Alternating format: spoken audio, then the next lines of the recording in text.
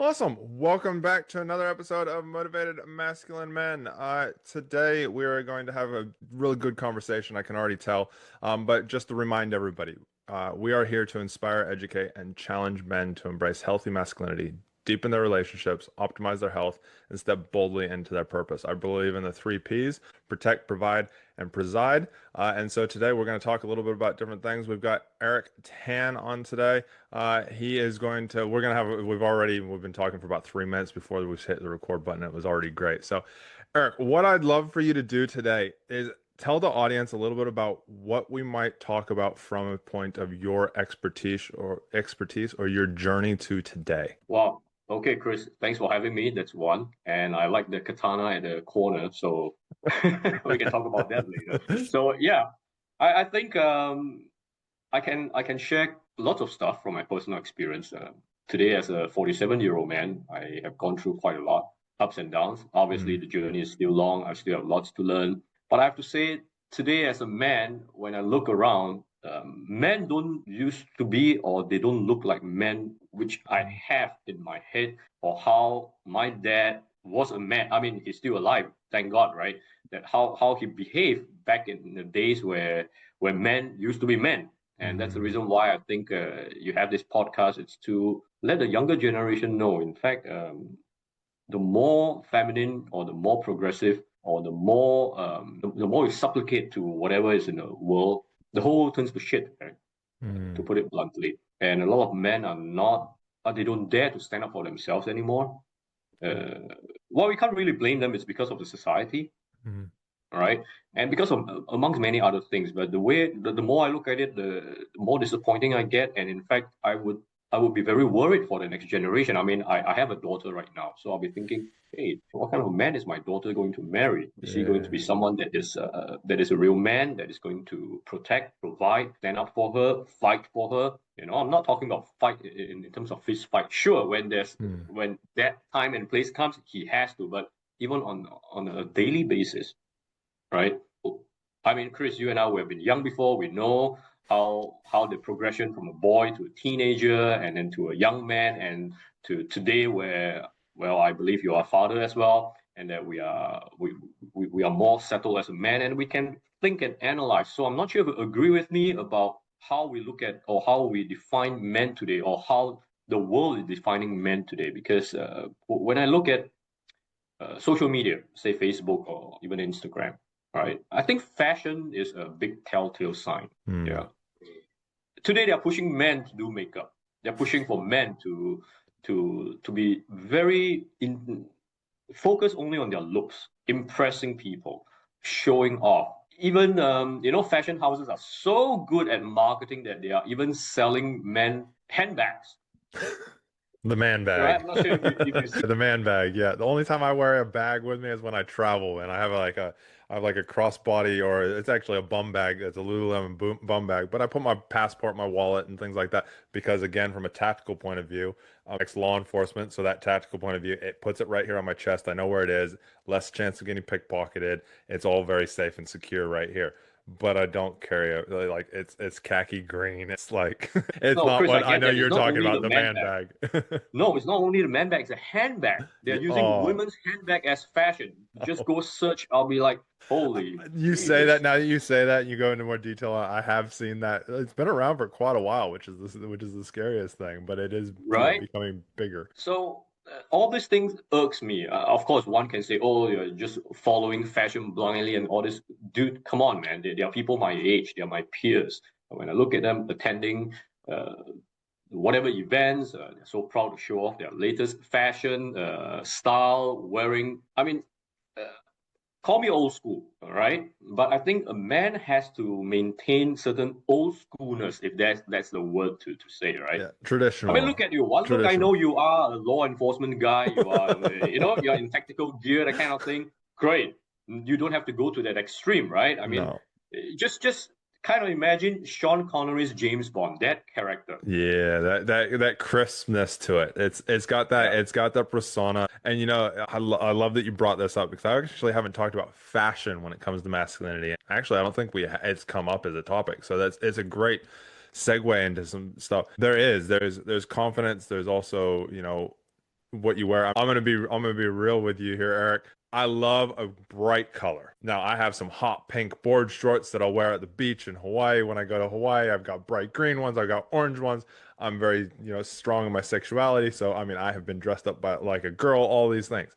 But at the same time, I am one of the manliest guys that you'll probably meet in a traditional way, but with a modern twist to it of sensitivity, of not that crass hardness, which I know you're not talking about. But again, if we are, I mean, you got to be confident in that fashion, but we shouldn't be. If you're a man, and again, I'm not. If you're transgender, if you're, gay, whatever, that I'm not against any of it. But if you are a man who is okay, cool, I'm a man, I identify as a man, I am masculine. There is a trend, like I said, like you've said, I believe is what you're saying, is there is that crispness, there's that traditionalness to it, a nice suit, nice clothes when you get dressed up. It's not a dressing like a woman and then calling yourself a man. Exactly, which is what the world is seems to be going towards, Hmm. Trying and to it's feminize worrying. the man, feminize the Yes. man, the masculine image. So of course we can connect so many things, saying that, oh, it's a conspiracy theory, they're trying to destroy the man so you can destroy society and all this. Now, if you think about it, there could be some truth to it, right? There could be. Um, right? And there are also conspiracy theories talking about making the woman, career first. That's where they abandon the family values, right? Mm. And eventually, when they come together, a man and a woman, they call themselves dinks. I'm not sure if you heard of this term. No. Double income, no kids. No, well, that's my wife and I. We don't have kids. We're childless by choice. But I guess you'd call us a ding or Yeah. whatever it was that you said it was. No, you see, because you don't even know the term, I'm not categorizing on that. People categorize themselves on things because they're proud of it. So they label themselves, I'm double income, no kids. I travel around the world, I spend on this and that because I have no other responsibilities and all this. But I tell you, Chris, just to share with you, I mean, I'm a late father. Yeah. And if you were to ask me any regrets in my life, no, but there's only one regret. I wish I had kids earlier. Yeah. I'm curious because I'm a person who always leaned. My wife and I have always talked about this since we first got together when we were both in our early 20s. Uh, she felt like she never really wanted kids. I was always leaning more towards wanting kids. Over the years of the decided, nope, I don't want to have kids. I'm happy to just have my nieces and nephews. I love kids, but I just don't want to have my own. I do want to have that flexibility and that freedom. Why is that a regret for you to not have kids earlier? I'm sharing with you. Now, not too early, where, I'm not truly formed as a man yet or understanding a lot of things that I have today compared to back then. But, my wife and I, we were in the same situation like you and your wife, but it was the opposite. My wife wanted kids. She's always having that motherly, paternal feel, Yeah, which right? which is And very for common. me, yeah, very common. And when they reach women reach a certain age, biologically they just yearn, right, to Mhm. go into motherhood, that kind of thing. That's what I noticed. Now, for me as a man, I have always been. I never thought about that part of my life being a father. I couldn't see myself being one, and I hate kids to the max. When I hear babies scream and all this, it just irks me. True story, right? Just creates a bad mood for me when you're in a plane, when you're in a restaurant and all this. You'll be like, why this baby can't stop crying and all this? So annoying. So I I just didn't think about having a baby. As I said, I didn't see myself as a father and all this. I just go on with my life, and trust me, without you knowing, time flies by. It was just last year our daughter was born, and I tell you, the moment I learned about my wife got pregnant, Everything this changed. it's automatic. Yep. I kid you not, Chris. You are just wired differently. You're like, holy shit, this is no joke, man. And that's one. Number two, the moment you see your daughter born, totally you're rewired, and even you hear your baby cry, Yep. you laugh. I find it funny. I'm not annoyed anymore. Well, it's yours. It's now genetically yours. I mean, there's a biological and a chemical as well as a psychological connection there that is beyond anything different. And it's True beyond that. something that I will ever experience because my wife and I have made that full decision that we're not having kids. I've had, again, we talked about this before. Nothing for me is off the book. I've had a vasectomy. Like all of that. Like we have made that decision. That decision.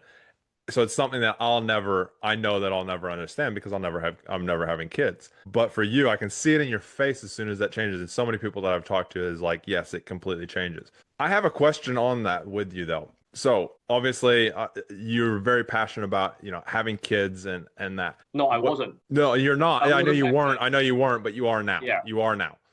Um, Yes. And we is plan what? to have more right now. Yeah, perfect. How about the family that shouldn't have kids? Do you think there are people out there that should not have kids and men that should not have kids? You see, it's not for us to judge, Hmm. right? Who are we to judge them? Because having a kid in the family changes the whole dynamics. Hmm. Who knows? Having a kid may change the couple altogether and turning them into much better people, which is great. Well, I mean, I'm not super religious, but even in the Bible, it says God tells us to multiply, Procreate. which is it's a blessing to have children. As I said, I didn't used to understand that. We had dogs and all this. We were like, okay, having a dog is great, blah blah. But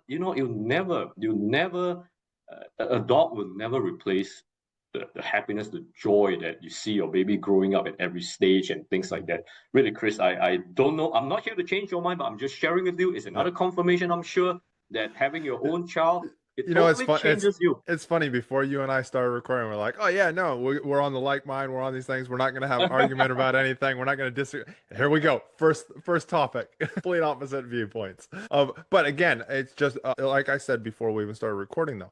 I'm somebody who is like, cool. I totally enjoy and love your fact on that because I know I am the in the world in the grand scheme of things I'm the minority of this. But at the same time I'm like this is so awesome to see that you have stepped into that going from not wanting to have a kid and then all of a sudden having one and going wow this is completely different. And that leads into a massive masculine conversation because as law enforcement I saw so many fathers that were absent when they had kids. And I believe after reading a lot of different stuff and even, studies and watching podcasts and experts talking about it, is around that fact of the absent father creates so much of the disrupt that we have in society these days. And when I say absent father, is not necessarily physically, but emotionally, mentally, and also physically. Uh, and so it's so great to see. I'd love to know, Eric, how do you think that has changed for you? And now that you are a dad to, a daughter, and I take it a beautiful daughter. How old is she? She's only coming 4 months. 4 months. Oh, wow. It's very, very new. So Very new. 4 months along and thinking into the future, how has that shifted the way that you as a man and your masculinity, how has it shifted that? Well, first off, I would like to say it affirms that health is paramount because I'm 47. Hmm. All right. By the time she hits 30, I'm 77. I'll be lucky if I'm alive, or I'll be if I can Statistically, still walk, yes. right? Statistically, yes. But what kind of quality of life? Will you be walking? Will you be bedridden, or you're senile, or whatever, right? So that is one thing that is of utmost importance right now is to be very healthy so that I can spend as much time as possible with her and even more kids if we are fortunate or blessed to have, right? So that's one most important thing I look at. And obviously, second, uh, to be sure that we're able to provide for them. It's not only about us anymore. And when we say provide, well, of course, it's always everyone's dream to be able to provide the best for your children, right? But being able to give them everything that you think is the best sometimes may not be so good as well, because then you are not educating them the right way. They become entitled. They become, they don't become people, or they don't grow up to be adults of they become adults of entitlement. They don't Hmm. know how to work for it, fight for it, or stand up for things and all this. So now all these things become real in me and my wife's life, right? So what do we do? How do we educate her? Are we going to homeschool her? Are we this and that? And of course, as a man, I would want my wife to work, which is great, and I'm glad I managed to do that for her. So she's focusing at home, taking care of the household, making sure everything runs well at home, right? So I can be at peace and be assured that I'm out to be the sole breadwinner. And I think Hmm. that's what a man should be, because the way or the moment I think the mother goes out to work and you just chuck the baby around for the grandma, or the in-laws or caretaker or just childcare or anything, I think the child will not be raised with the correct values. Well, they'll be raised with And whatever values, a majority of the values of whoever looks after them. yeah, and those are not the kind of values that are always aligned with what we want, right? Or how we want to raise the kid. Because so again, I started as a rebellious boy. I'm not religious or nothing, but along the way, as I grow older, me and my wife, we tend to lean towards more on the Bible, the Torah, Mm. and anything else that are really teaching you good stuff, right? And I think on a foundational level, every kid should learn and understand all these teachings because it Yeah. sets a good foundation of the way of life, how you look at things, how you treat others, and how you react when it comes to emergencies and stuff like that, right? Because It teaches some great values. I'm not a yeah, religious great guy at values. all. I believe that there's something out there. I don't Yeah. hold to any one specific religion. I've got friends that are extremely religious, Catholics, Christians, all sorts. But it gives you a very good foundation of morals and Yes. a moral compass. And there are even nowadays studies have also confirmed that, right? Kids between, well, I mean, when they're born to the age of 7, that's where they learn the most, and that's Yeah. where it shapes their They develop the most. So the yeah. things that happen pre 7 years old creates patterns for the future until they're extremely changed. And it's true because today, when I think back, I can remember what my mom used to teach me when I was 5 years old. Anything earlier, I couldn't remember. You see, but I now that I think back, hey, 5 years old, I could remember it. So it means today our children will be able to, or they remember it for life. So it is important. You can't just dump a screen to them and Yeah. make sure you comfort them. And yeah, and that's I mean, to me, straight up, that's bad parenting. That's lazy parenting. Oh, yeah, I mean in this day and age it's difficult to yeah, it is very lazy just dumping a screen in front of them. Then they don't learn. I mean, I think about it now about like my childhood, and I'm sure you think about the same thing. Raised two totally different places. I was raised in America till I was about 13, then my teenage years I was on a sailboat for 5 years. So completely like no screens really whatsoever. We would watch VHS TV, at night, but we had to be very conscious of battery power on the boat and things like that. We would have an hour of TV before we left the US. We'd have an hour of TV at night. My brother and I had to agree on what we were watching. That created some fights. But we had to get all of our schoolwork done, and most of the time we were outside. And until we moved to the house that we moved to before I left the US, I had friends on the street and everything. So half the time my parents would have to yell out the front door to tell us to come home to eat dinner. And then it became a Yeah, thing of when the street lights go on, you are home for dinner or at 6 p.m. And we all had watches by that point because my mom would make sure that we had a watch. Or we just asked the parents, and all the parents knew that, we had to be home by 6 for dinner. Nowadays, it's not like that because we have so much access to screens and tablet. I mean, but it is a blessing at the same time. You and I would not be having this conversation right now if it was not for screens and for all that. But again, that foundation is so important and you hit a couple of the P's that I talk about, the provide and protect. You're providing. It's not just a financial thing. It's also you personally and your values and your being, and that's also the presiding side as well. As you're presiding over your daughter, you're already thinking about it, you're talking about it around how do you preside over her, not in a dominating way, but in how do we preside so you can have the best relationship, you can raise the best woman in the modern world. I love it. I love what you guys are doing. I'd love to know, did she have a career prior to her getting pregnant and that? Was she a career woman, doing her thing, earning no, lots then kind of thing? this brings to a whole new topic, I know. right? And so yeah, as we talked about, right, what are off the charts? Nothing is off the charts, so let's get straight to it. So me and my wife, we met more than 10 years ago. My wife is European, yeah.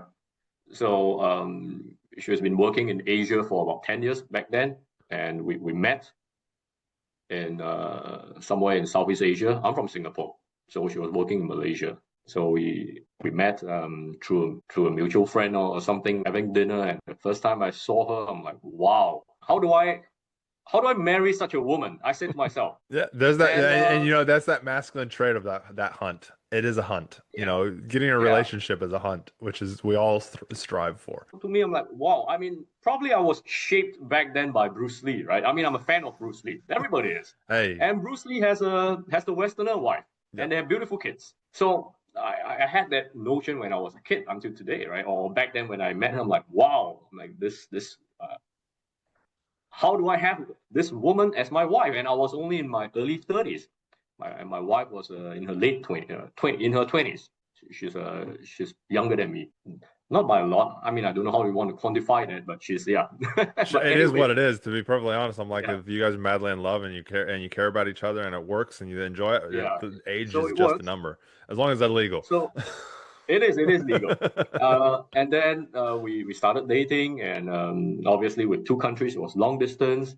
So I go visit her once every 2 weeks or something. I'll drive up to Malaysia to see her, and then eventually she decided to move over to Singapore for work, so we could live together and yeah, start the life together.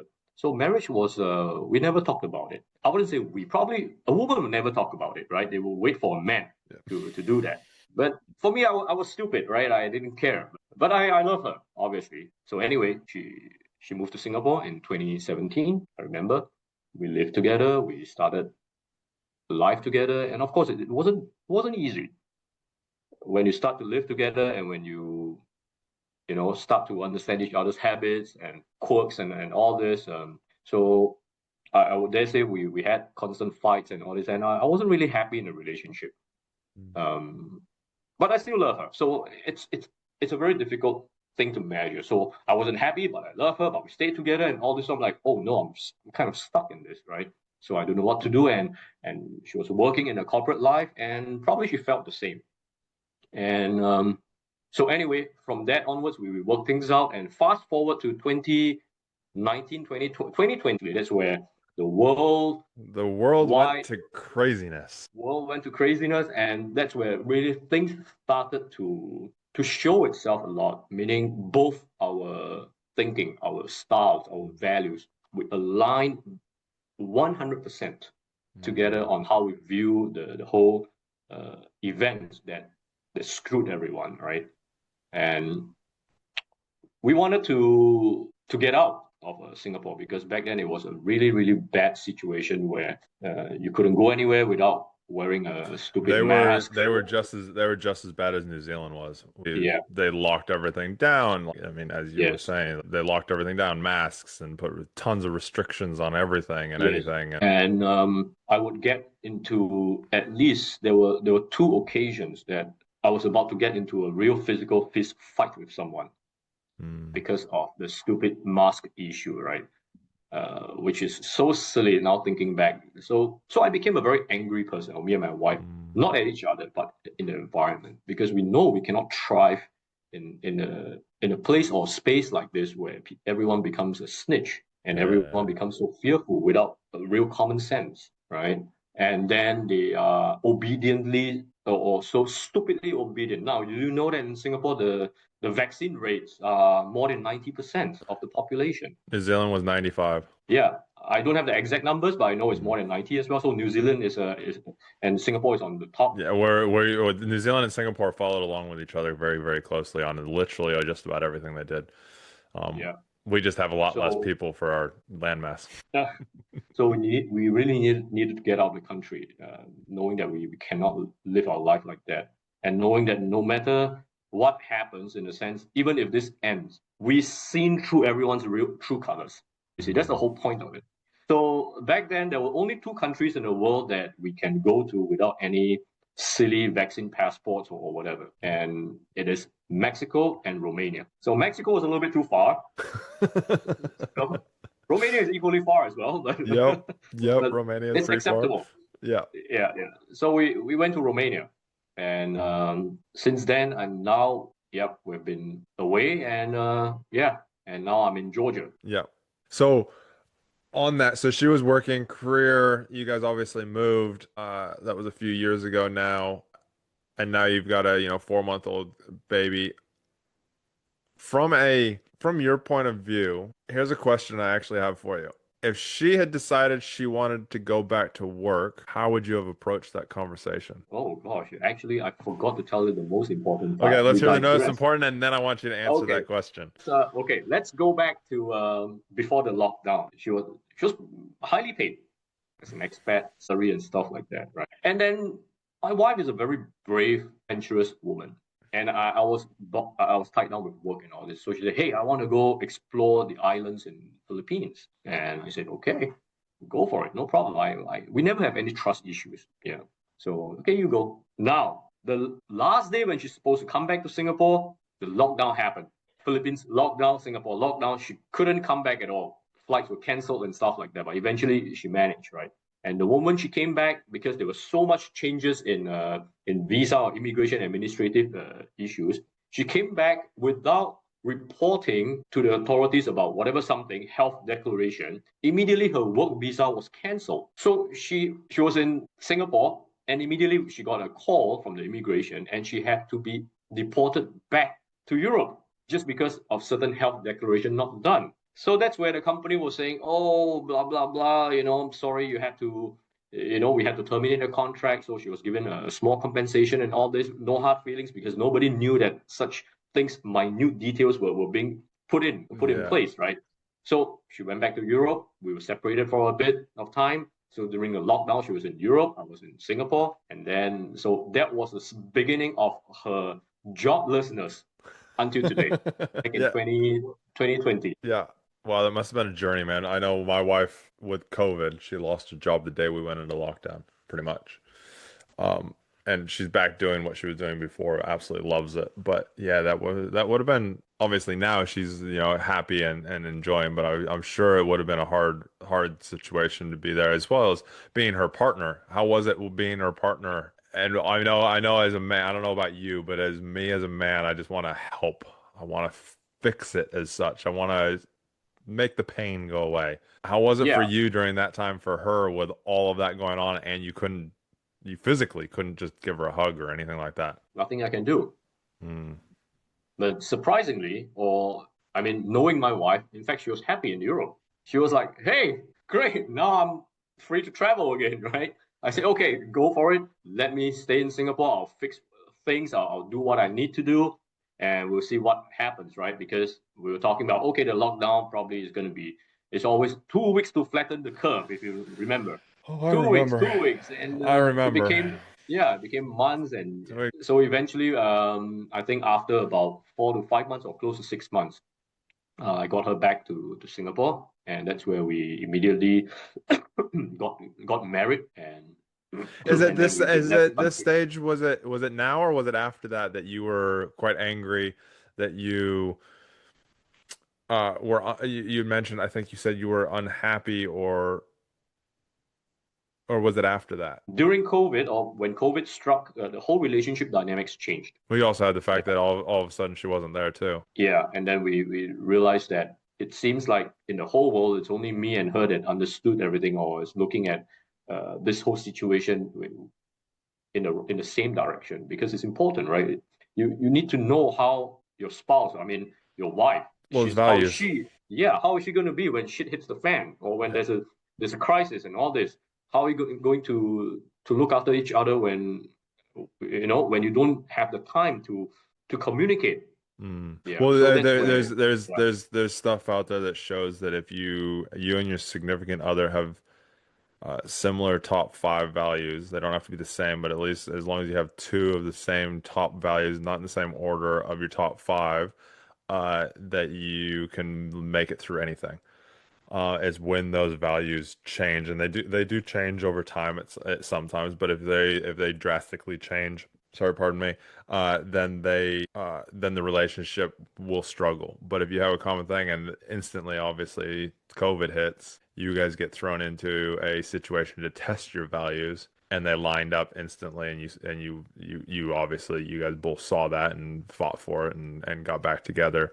on things. It's impressive. It's good. And it shows that you guys will last as well from what I've seen and the people that I've talked to.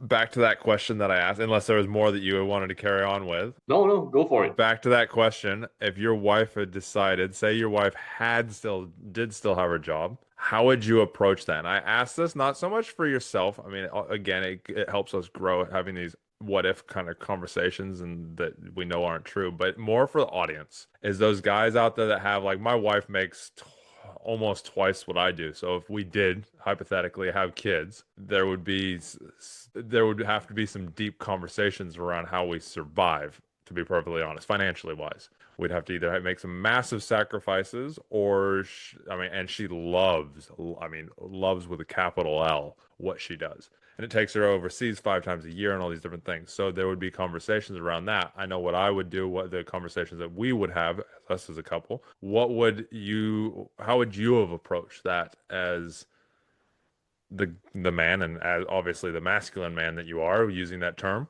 How would you have approached that conversation if she absolutely, with a capital L, loved what she did, like she probably did pre-COVID, and if she was earning an extremely large wage that, you know, you guys had to take that into account? In fact, the answer is my wife wouldn't want to go back to work. She hates the corporate world altogether. So it's not about me, saying, oh, you don't. No, no, I never impose on anything in my wife. I always tell her if you want to work, you want to do something, enjoy it. Doesn't matter if you resign, you're not happy, because what you earn, you don't need to contribute to the family. Mm, There's no stress and pressure on that. You see, so even when we started living together, I keep telling her the same thing. So that's where I mean, I'm not saying she doesn't take her job seriously. She's someone who performs, but she doesn't have the pressure of saying, oh, well, however much I earn, I have to allocate to this and that and for the household and all this. I've always been the one taking care of it. And I'm proud to say that no matter how tough it is, I'll always find means and ways to pay for bills and rent and mm, all this, right? So fast forward today, she's a full-time mom, which is even busier, right? I mm. was telling her this is your busiest role you've ever had. It's 24/7, right? No off days. Sure, you have no colleagues, but you have someone that's sticking to you 24/7, right? Looking Yep. over you and all this. But of course, to her, it's a different fulfillment. So to answer that your question, she will never go back to work, which she has told me many, many times. So I know that as a man, um, no matter how tough it is, no matter what kind of complaints you have, you just got to keep stepping up because Mm. somebody really depends on you. Now, I'm not saying that to undermine women or to undermine my wife. She's totally capable. But because she's that capable and I trust her that much, I can be assured and be, no worries at all that she can take care of the household and our children, if we have more in the future, to the standard or to the way that, I don't have to worry about. Very true. Here's a question for you, Eric. And I was thinking about this today because, you know, with our conversation coming up, and I was like, I wanted to, just from the, you know, reading some stuff about you, I was like, oh, he's very capable, very intelligent, you know, man has a lot of experience. You know, obviously, I'm sure we'll talk a bit about, you know, kind of the real estate and Bitcoin type sides of things, because I know that you do talk on other podcasts and things around a bit of that and how that can help men when it comes to that providing, that financial providing side of things, not just not, you know, and providing. I'll reiterate this for those that aren't aware, or maybe they're new to the podcast. Providing isn't just financial. Providing is physical. Providing is emotional. Providing is holding that space. It leads quite nicely into that presiding side, presiding over things, having that strong thing. The protect side is not just physical, it is also protecting emotionally, it is protecting psychologically, it is protecting also physically and being able to, like you talked about, health wise. That is such an important side to the protecting, not just of your wife, but also of your new daughter, and being around for long term to be able to be there to, you know, help protect her in the way that she needs. But I'd love to know, Eric, about a time where maybe you haven't talked about it, or maybe a rough time. Like I know for myself, and I'll use my example because you probably aren't aware of this, unless you've watched a lot of my stuff or, you know, aware or researched me a bit. But I hit rock bottom where I was not suicidal, but I didn't care if I died. I hated everything. I was burned out. I had PTSD, not diagnosed with PTSD, but my counselor psychologist was like, you probably have PTSD that's caused the burnout. So mine was trauma based from my career. And I didn't want to, I would not have conversations like this, and I would not be brutal, and I would not be honest, and I would just sit as a hermit in the corner. Those were my darkest times, and they're my hardest times, and I wish I had had a platform or a place to be able to talk about stuff. What I'd love to know, Eric, if you're open to talking about it, and that's what the whole podcast is about, having those hard conversations, those conversations men don't normally have you had a time where you felt like you weren't maybe the man that you wish you could be, or wish that you like Many those times, tough times where it's many, like many times. you want In to give fact, up as a way? oh yeah, yeah. In fact, there were a couple of instances, right, where me and my wife we have some huge fights that could even lead to divorce and all this. So I remember there was one time that was emotionally, I think that was the lowest point. But what kept me going would be um, my mom. I love my mom a lot, and my mom loves me. Yeah, I told myself, or there were thoughts in there. Of course, I was like, maybe the world doesn't need me anymore, Mm, right? And the world continues to move without me around. Why am I here? I'm always causing trouble. People around me don't like me. I'm always giving them uh, burdens and stuff like that. So these were the dark thoughts in me. And you really want to commit suicide for someone, it really takes a lot of courage, yeah, that's true. a lot of courage. So I didn't reach that stage where I'm ready to jump and all this. Yeah, because I kept thinking about my mom because I know my mom will be very, very disappointed, and I wouldn't want to see my mom heartbroken. So Mm, I had to man up and say, even if it ends up in a divorce, I cannot uh, disappoint my mom or let her be heartbroken in any shape, in any manner. So that's what kept me going. It was tough to bring yourself up because it's cliche. I know that to say this, but you really know who your friends are when you are down and out, right? And to yep. confirm, you have no friends. Nobody really cares about you other than your family, which is for me my mom, because I had a big fight with my wife and all this, so she's not going to care, right? Mm, So out, right? So I mean, my mom, my dad, but I speak to my mom more, right? So that's where you're like, okay, what to do now? I'm a grown man and all this, and okay, the world doesn't care and all this, fine, live with it, face it. That's how it is. You can't change mm, the world, but you can change yourself. You can change your perception. You can man up. You can stand up. Every day is a brand new day, yes. right? If you can't make this work, do something else. You're not stupid. No one is stupid. No one is born lazy or stupid. And with today's technological advance, doesn't matter if a person is handicapped, he or she can still make use of the power of internet to even create or run an e-commerce site, right? Yeah. Without showing the face. So you see, so I started to reason with myself, Mm, and that's where things got better. And of course, everything takes time, but all these episodes really toughens you as a man. And I think that every man has to go through their hero's journey. yeah. Not that this is to be glorified, but if you don't go through hardships, you really cannot understand what is going on with the world or what is wrong with the world, and how you are able to be a real man. Because a man, I mean, I hate to say this, people will say, oh, you're just trying to sound like Andrew Tate and all. It's not that, but men really need to suffer, Yeah. because when you suffer, your family don't need to suffer. I'd rather be the one suffering. I don't want my wife, my daughter, my mother-in-law, my mom, and all this. I want them to be sheltered. I want to spoil them. I'm the one getting all that stress from the corporate world or from anything like that. I'm the one doing it, rather than say, oh, let's spread it. I want my mom to face it. I want my no. Then you never have a harmonious, happy family, because I want my woman to be happy. I mean, when I say woman, I'm referring to my wife, my daughter, my mother-in-law, my mom, even my dog is a bitch. But Well, it's so true, and again, there's aspects of anybody that I believe in and that I agree with, and there's aspects that I don't. So when you brought up Andrew Tate, there is some things that he says that I'm like, "Oh, yeah, I can see that. No, there's other things that I don't. But from that point of view that, us suffering, men do suffer. It is a hereditary, goes back millions of years, that we would provide, we would protect, we would put our life on the line. A lot of the, you look at chiefs, they all have, and I used to say this, I did dip my protection. So I did like our version of Secret Service, protection services, for a long time.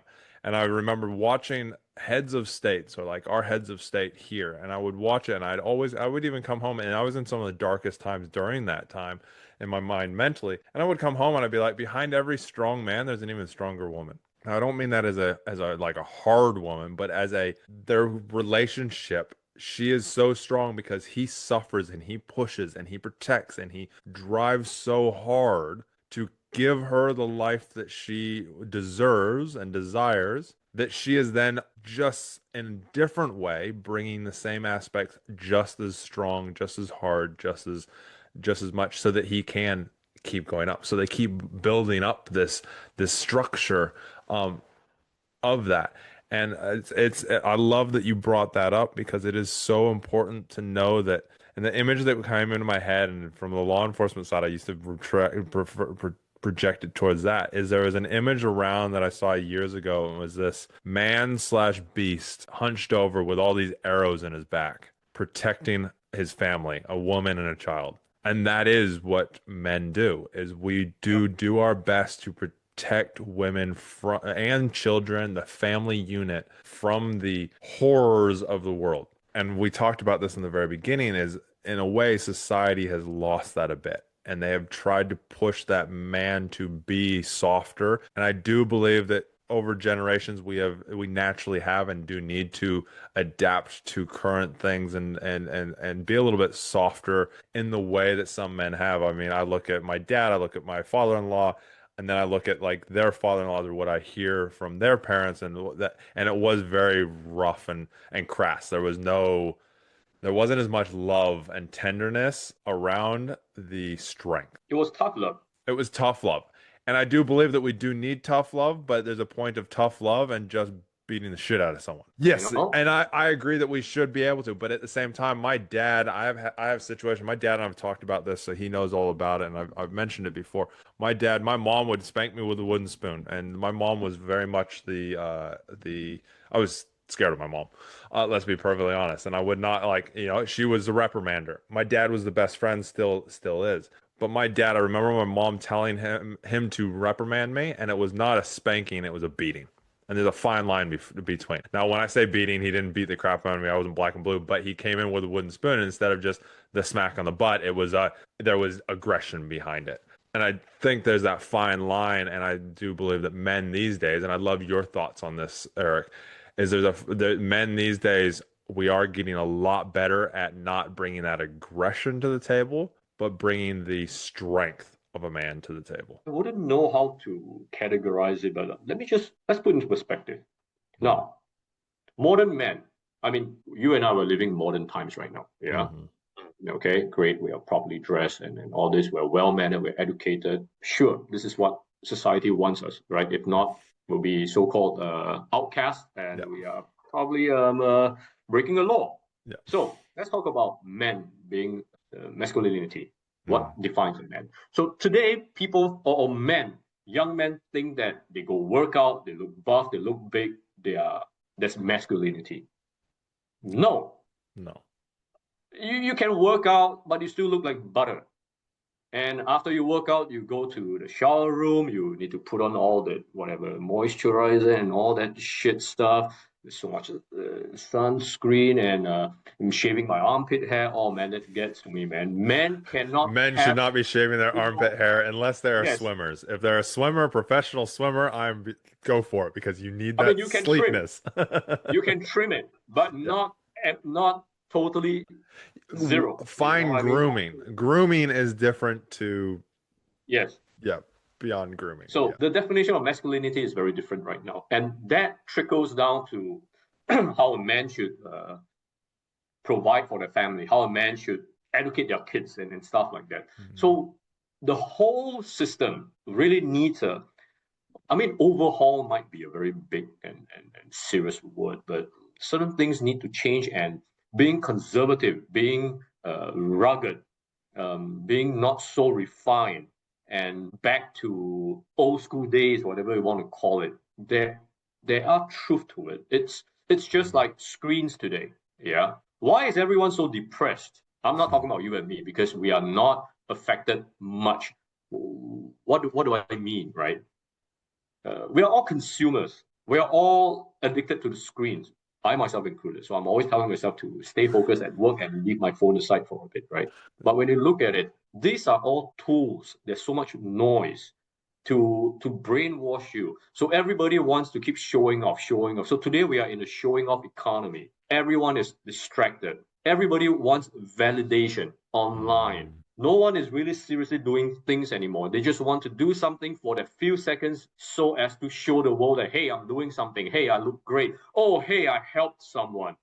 Uh, It's all and significance. It's all significance yeah, driven. it's I don't know what is the real word to call this, but I'm describing to you. I think you know what I mean, and the audiences as well. So when that happens, it also rewires the human behavior and how humans are seeing their life.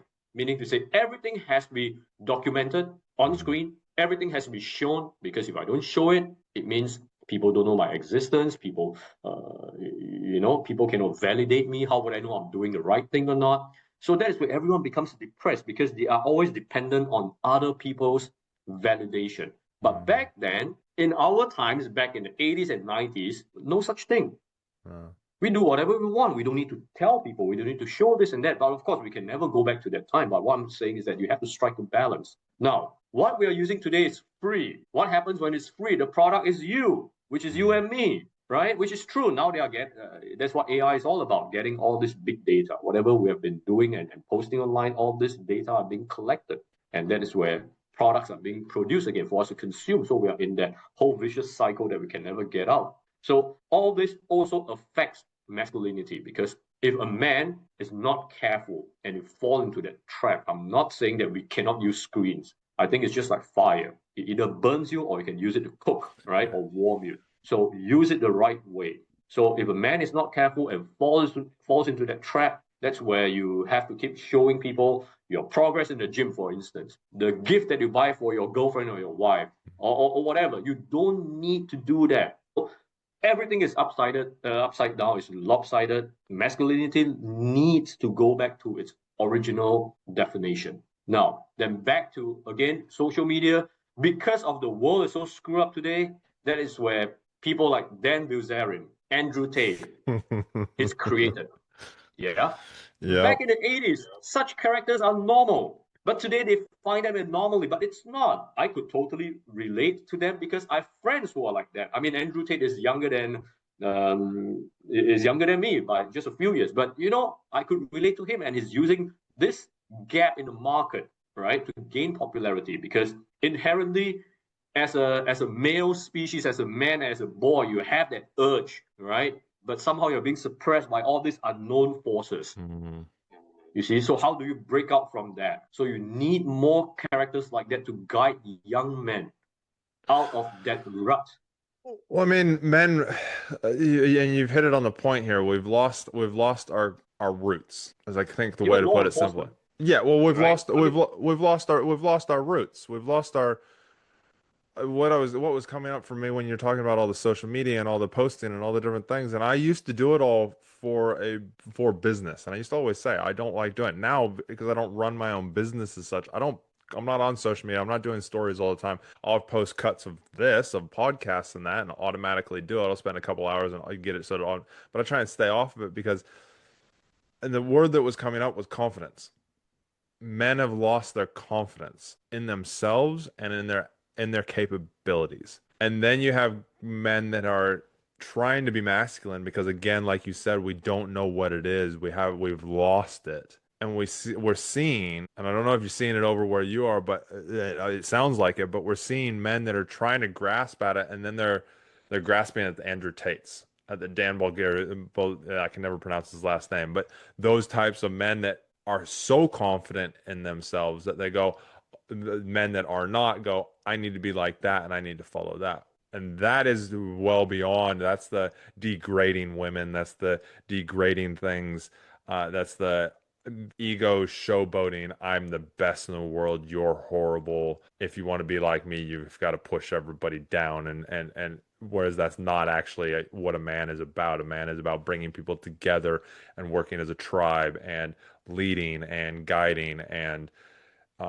helping each other and contributing to the tribe, not trying to be the tribal leader always. In fact, talking about the two characters, I just find that what they are showing is probably a public persona. It's just like the Mm. World Wrestling Federation, what it was known as. Today is known as World Wrestling Entertainment, right? Yep.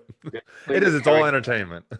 Yeah, so I strongly believe privately they do work as a tribe. Oh, I do strongly believe in they that. can't get So as it's just popular as they are without having it, without having some sort of tribal thing. They publicly push out a thing, a narrative that changes it. Um, yeah, but I I would find that agree there with are that. more Mm. characters like that that need to step up and show to the world what real masculinity is. When Because the conversations like we're having, this is the whole purpose that I started this, is because it was like I'm not shy. I'm very strong and strong in my masculinity. Well, I haven't always been, but I've learned to the things that I needed to change and shift and adapt because of the way that I was raised and that as well, and just all my learnings that I've done over, especially since leaving law enforcement or burning out and almost getting a divorce and being the man that I don't agree as the right kind of man. And I started this around masculinity, what was it, last year?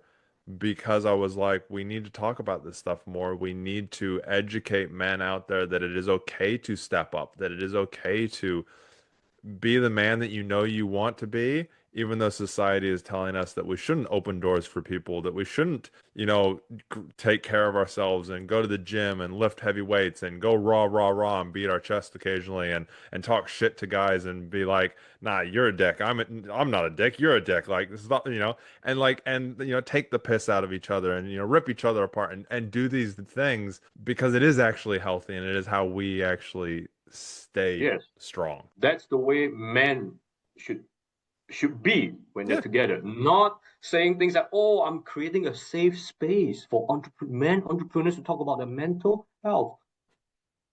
Look, dude, I sure we are human beings, we have Yeah, emotions, yes, we're, but we're we're don't creating a go space on. that you can do it, but at the same time, if you be a if you're, I have a group that I started, a fitness one, and like sometimes I'll just be in there, I'll post in there, I'll be like, okay, fuckers, like, what are we doing now? Like, Yeah, who's got their don't go shit on done? become Who's soft and got their say, shit "Oh, done? Yeah, who's got their shit done? Like, and literally that will be a thing that I'll exactly, post in there. Who's got their shit done? Or I'll be like, let's fucking go. Like, come on, guys, let's fucking exactly." go. I need to slap. I need, or I'll even post in there. I need to slap her on the head, guys. Like, come on, like you need to fucking kick my ass into gear. You see, we're still boys in the end, right? Yeah, we are. When men We're get all together, we boys are in an boys. adult body. Yeah, we don't get offended because if you get offended, something is fucking wrong with you, Yeah, yeah. right?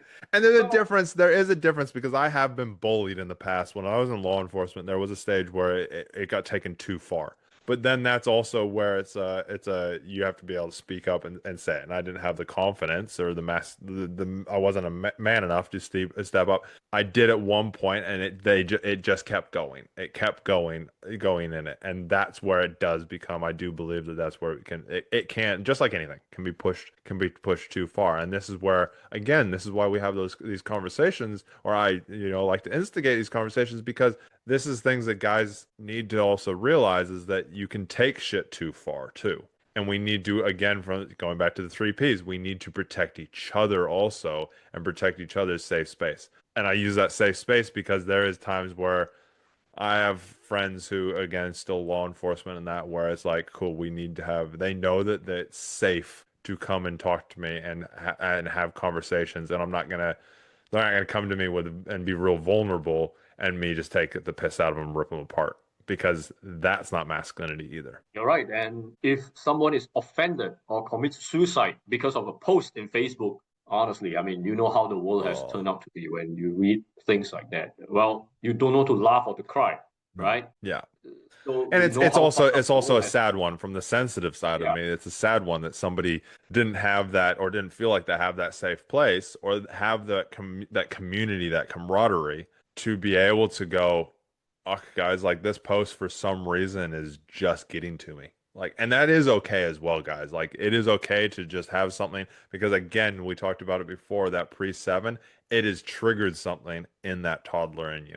You see, I believe that you cannot be in a community if you as a man you are not able to be alone. Yeah, you do have to be able to It's be alone ironic, as I well. know. But if you cannot survive alone, you cannot thrive in a community, and the community doesn't need you because everyone is supposed to bring value.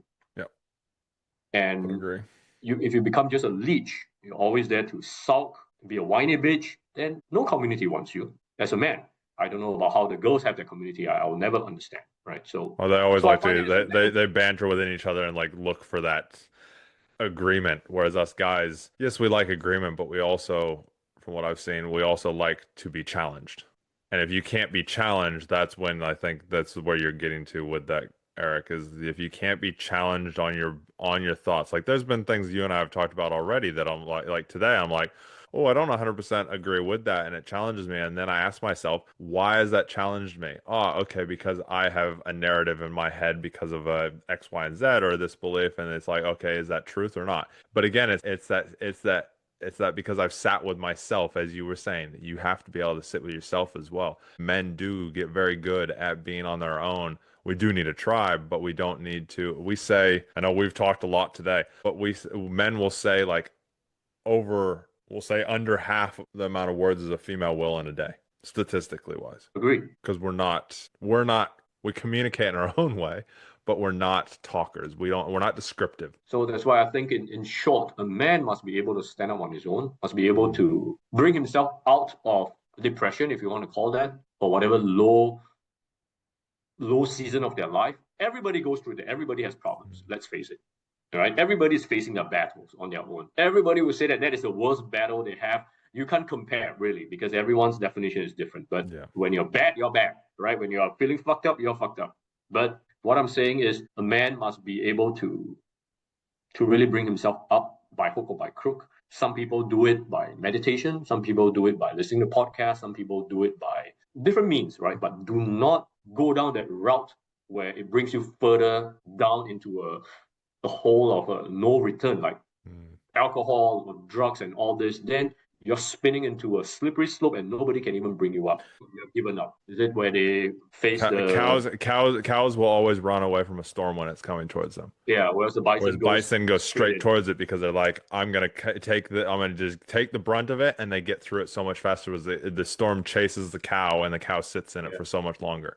And this is so true in men that we will have a tendency to, in some ways, be the cow because we will Yes. try and we'll try, Human nature. yeah, human nature. And I do agree. I'm gonna agree and disagree with you at the same time, Eric. I hope that's okay. No problem. When it comes to the men doing it on their own, I think that men do need to stand on their own 2 feet and fight for themselves and fight for their beliefs and fight for bettering themselves and getting through what they do.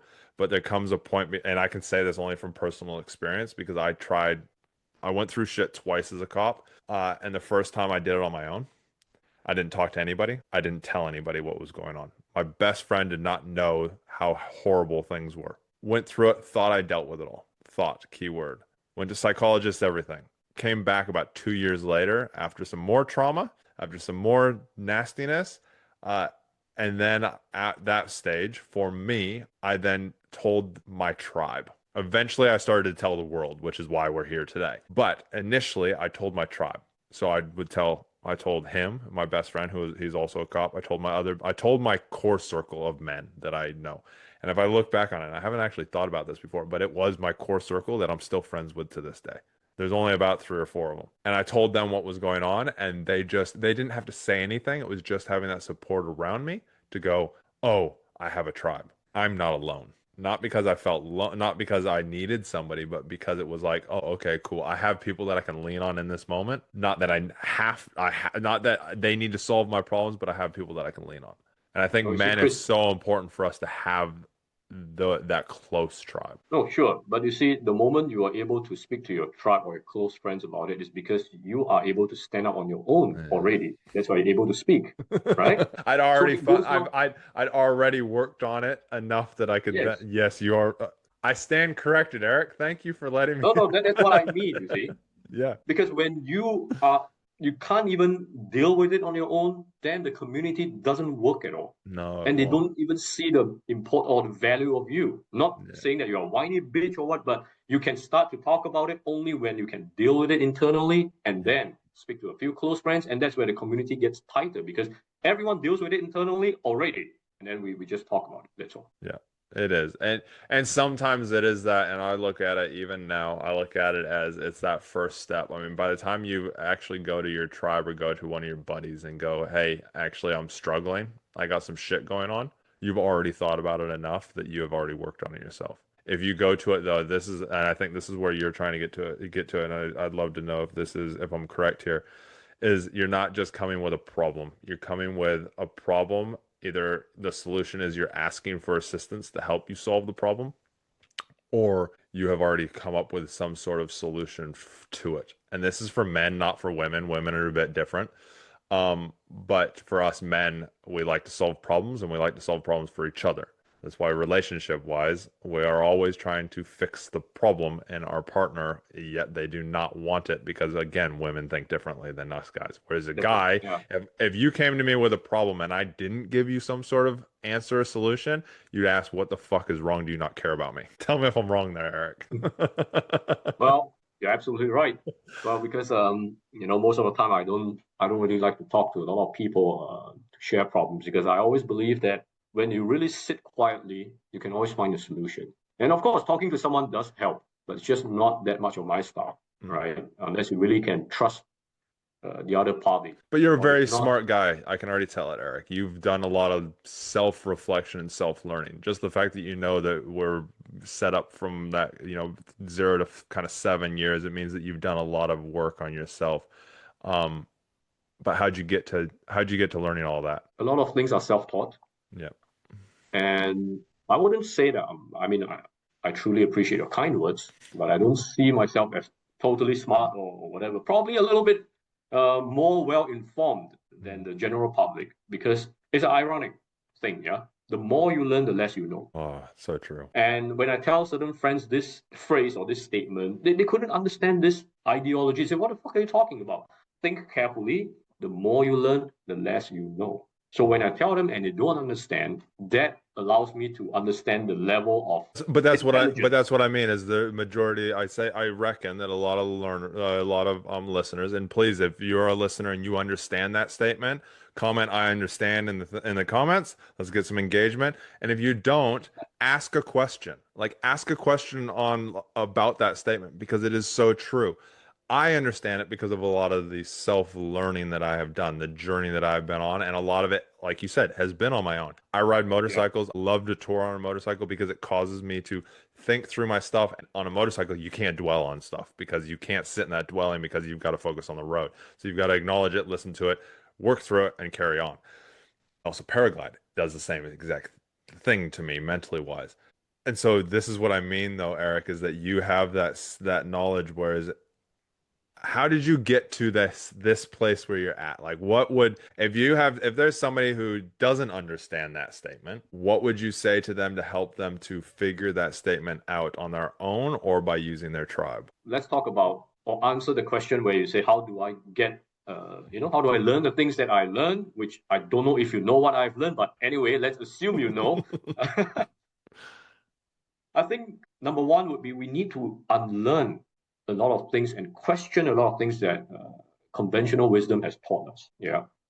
And if it's a certain narrative or something where everyone is believing in it or a scientific consensus, it does not necessarily mean it's always true. So you have to understand that because it's always good or to be inquisitive or curious to peel back a few layers. Why are certain things a consensus? Understand how the system works to understand that how they come up with consensus, how people are paid. Look at the money trail. Look at things like that, right? Don't take things on the surface like that and think that your life is all about waking up, growing up, go to school, get good grades, be part of the system, make money, pay bills, and die. This is what we as men are created to do. Then try to uh, reconcile ancient religious texts as well. Sure, you can say, oh, it's written by men. Sure, it's written by men. I know that, but how did these people get inspiration? Mm. Now, I wouldn't dare say that the Bible or whatever is untouched. I strongly believe it has been tampered with, but to what extent, we don't know. So always do your own research. Do not believe in in in mainstream media that much. Always question it. And for Question those, everything. yeah, and for those that always say or ask things like, "What do you mean by the more you learn, the less you know?" I think another statement might be easier to understand. You don't know what you don't know. Mm-hmm. That might be easier for you to understand for a start, and then from there you try to because reading ancient texts, philosophers, and all this, you try to understand where they come from, and of course you can argue and say, oh, that was a different times back then. Yes and no. Now, history does not repeat itself. It's human behavior, Yeah. because we are Patterns. humans, patterns. So back then we have different technology or whatever, sure, different environment, but we are still humans. Mm. The behavior is still the same. The thought patterns are still the same. And I have a strange theory, Chris. And because of how genetics are being passed, or jumping generations, right? Probably 1,000 years ago, there's someone that looks exactly like me and looking exactly like you, but wearing different clothes, Yep. walking around, right? Isn't Yep. it funny? Yep. It could Well, be, isn't there's so many different you see it in movies all the time where they show it. And movies are movies, they're fiction, but at the same time, there is a lot of those ideas come from somewhere. And I would totally agree that yes, there's definitely probably somebody who looked similar-ish to me. I mean, you think about it, your daughter, probably if you looked at your mother or your wife, or like that, you would see traits in there, or somebody will say, "Oh my God, she looks just like X, Y, and Z exactly, at that age." It's like my right? niece. So, My niece looks so much like you look at a photo of my niece and my sister-in-law at the same age, and there's like you could almost say that they were the same person. right? So if you think back hundreds of years or thousands of years ago, we have someone that looks exactly like us walking Yeah. around the world. So the world is something that no man can totally grasp everything, but it is. I think that we must never stop learning, Mm. because it is important, right? Especially if today, uh, as a parent, I have my child, I need to be able to be someone that she looks up to say, hey, I'll go to my dad, I'll go to my mom. I know they know a lot of things, right? Rather than depending on AI right now. Come on, right? Sure, AI is a great tool, but you need to know how to use AI, and what is AI feeding you? Do you know that AI has something called hallucination? They can give you false Mm. information. So a lot of people don't know. They're just looking on the surface. Oh, it's great. It's this, it's that. Look, guys. So don't blame it on yourself if you are being duped by certain things, or saying, "Oh, the vaccine is just that." Dude, you could have done your own research. Yeah. Oh, because of that, my health was affected. It's your choice. Oh, but Mm. there's Yeah. always a way. So There that is always what is. I mean. There's always a way. So back in 2020, the world was split into two different camps. Either you go with the masses, or you really woke up and seeing the world and understanding that it's not what it seems to be. Because Mm. even question World War II, how did it get started? Is Hitler really the bad guy? I'm not saying I'm a fan of his, but question it, Okay. right? And Is he really the how did bad it get guy? to the stage where it was? Yeah, Like you think about it. exactly. So when you do that, then you know that the world is not what it is, and that is where I think automatically you become a wiser person, because it shows in your energy, right? Because Mm. we're all energy, Yes. and that's also how you can maintain good health. It's all about taking care of your energy with the food you eat, and many others. So we're not going to get there, because we're going to spend another 2 hours, right? And We would. The energy topic is something that I love to talk about because it's such a great conversation, the energy. yes, yes. For me, I believe in that, and that's how I use it to take care of my diet, my health, my daily, the way I operate every day, in work as well. As I mentioned, I'm not so young anymore, but I'm happy that I still have my six pack. Yep. I have my hair. I'm in great shape. I have no chronic diseases at Are you all sure you're compared to not many of Bruce my Lee? peers. Are you sure you're Yeah, not Bruce Lee no, reincarnated? well, Bruce Lee died young. Unfortunately, I've not used TRT at all. So I think it attributes to a lot of understanding, a lot about how your body heals by itself, Mm. understanding about how to take care of your body in general. It's common sense. Well, as you talked about energy, having a positive attitude and having a positive mindset, creates positive energy, which That's a creates great good start. health. You know, That's a must-have. just starting there changes everything. You look at the people that have negative mindsets, they're very a negative person, negative language, negative. They hold themselves. You can spot them from a crowd once you start to actually look for it. You can spot them in a crowd a mile away. You can spot, they look older than they actually are. They aren't healthy. They're always in the doctor's room. Like, they're always needing help of some sort, and they age very quickly. Versus somebody Yeah. who has a positive energy to them, normally look a lot younger. I swear that's why my wife looks well younger than I am, even though she's a couple years older than I am. Because she's always has a positive attitude to her. Yeah, so true. Eric, I want to thank you. I know there's so many different things that we can talk about today. I am conscious of time for ourselves, for you, as well as for our listeners and viewers. Uh, is there anything that we haven't talked about today that we should have? Wow. Well, I enjoy this conversation, and I definitely would believe that we can talk a lot more. But Mm, as you said, because of time, so probably we can speak again in the future. But I think yes. today that's all. Some people may not be able to take it everything, but all good, no problem. Take it a Uh, step at a time, and always remember: the more you learn, the less you know. Yes, it is such a true statement. So, Eric, I always ask my guests this same exact question. I read it word for word, so it doesn't change. Uh, when you're ready, I will read it out to you. Anytime. If you could hand every man on the planet a single insight that would unlock his potential to lead, love, and live with purpose, what would you tell him? Be fearless. It's nothing to fear. We're not curing cancer here. We are not, as long as it's not life and death, be fearless.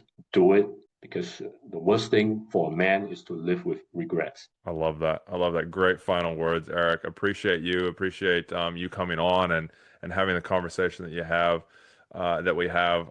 I know that we didn't get to talk about what you do or anything that you kind of you offer in that. Real quick, how can people get in touch with you? How can people find you should they want to learn more about what you do or what you can do for them? Well, I have my ex account there, although I don't write that much, but of course, in my email address, I think Chris have it. Yes. I'm happy to share it. Happy to, yeah, to see where it brings us, because it's all about building a network of like-minded men, right? It's not always about business or whatever. Business comes after the Mm. relationship, in Yes. my opinion. Very, very true. Well, Eric, thank you very much. Thanks for being here. I do definitely want to have you on again. We'll have even more conversations, and we can talk about so many different things as we've said. What I will say for all my viewers, listeners that have made it this far, I say this quite often. Actually, I try and say it every day or every episode. If this resonated with you, please like and subscribe because it does help get the algorithm out there. I hate it when people say that on podcasts, but I will say it because it does help. But the main thing is if you thought about one person or multiple people, but most importantly, if you thought about one person during this conversation while Eric and I were talking, please share it with that person because there's we talked about it before, some sort of energetic flow there that will help that person with something. You can tell them the timestamp of when you thought about them if you really want to get specific on things, but just share it with them and say, hey, I thought about you while I was listening to this. And I guarantee they will thank you for it. So I want to thank everybody. Again, I want to thank you, Eric, for taking the time today. Thank you all for listening and watching, however you are watching or streaming. And we will talk to you again. Remember, my motto is train hard, test easy. That is both physically and mentally so that we can provide, protect, and preside over those that we love and care about. Till next time, stay safe out there.